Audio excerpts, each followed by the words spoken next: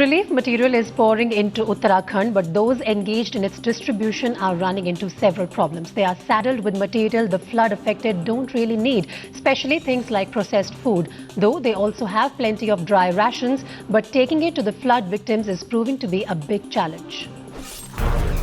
Relief material for the flood-ravaged Uttarakhand is pouring in, and stocks are piling up. Ration पर्याप्त मात्रा में हमारे पास आ चुका है और आगे के 3 महीने के लिए भी हमने जो है स्टॉक करना शुरू कर दिया है क्योंकि अभी बरसात 3 महीने की और है. But since the road connectivity is broken, despite the heavy stocks, some are complaining they haven't got enough.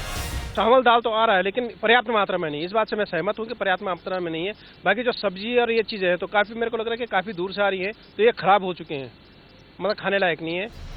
Even those engaged in distribution admit their reach is limited.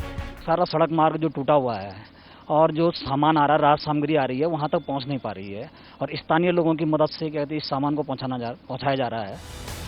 Yet they need more than just relief material. Some suggesting monetary assistance for those whose livelihoods have been shattered. लोगों से हमने appeal भी करी है कि जो राहत की सामग्री है उसको ना भेजें और उसके बजाय वो लोग अगर कैश इकट्ठा करके कर सकते हैं राहत की सामग्री के बजाय, तो जिन लोगों के मकान बह गए हैं, बिजनेस जो उनके चले गए हैं, उनको वो कैश में मदद मिल सकती है. But for now the focus is on taking the relief material to those cut off in far-flung villages. While relief has reached Uttarakhand in huge numbers, villagers say that it's not cooked or processed food or even clothes that they immediately require.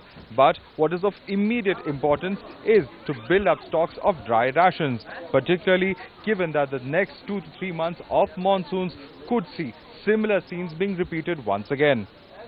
With camera person Devendra Rawat, Madhudas Gopalakrishnan in Narayan Bhagat for Times Now.